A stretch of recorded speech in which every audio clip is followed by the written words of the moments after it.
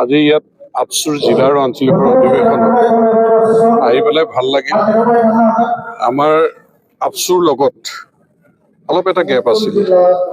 এই গেপটো আমাৰ সিদিনা FRC মিটিঙত আহি আমি বহুখিনি দূৰ হ'ল আৰু আজি পুৰাই দূৰ হৈছে যে আমি সকলোৱে মিলিজুলি এই অঞ্চলৰ উন্নয়নমূলক এই অঞ্চলৰ মানুহৰ সমস্যাবিলাক সমাধান কৰিবৰ কাৰণে আমি একেলগে কাম কৰি যাম। তেওঁলোকে যিখিনি অভিযোগ আছে সমস্যা আছে সেইখিনি দিব।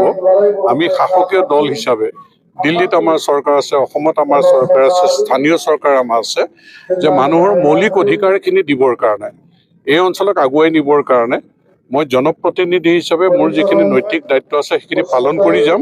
সহযোগিতা যিহেতু আগবঢ়াইছে, মানুহে সমৰ্থন আগবঢ়াইছে, গতিকে খুবেই ভাল লাগিছে। আজি আনন্দমুখৰ পৰিৱেশত এই অধিৱেশনত উপস্থিত হ'বলৈ পাই মই সুখী আৰু তেওঁলোকলৈ মই শুভেচ্ছা জ্ঞাপন কৰিছোঁ।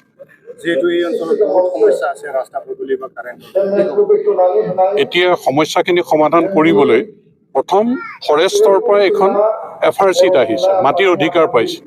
এতিয়া সকলো ডিপাৰ্টমেণ্টে ইয়াত কাম কৰিব, পঞ্চায়তৰ পৰা আৰম্ভ কৰি অসম চৰকাৰৰ যিখিনি ডিপাৰ্টমেণ্ট আছে, কেন্দ্ৰীয় চৰকাৰৰ যিখিনি ডিপাৰ্টমেণ্ট আছে, সেই বেৰিকেডটো আঁতৰি গ'ল যিহেতু মাটিৰ অধিকাৰ পালে। এতিয়াৰ পৰা দেখিব যে ডেভেলপমেণ্ট ইয়াত কাম পূৰ্ণ গতিত চলিব।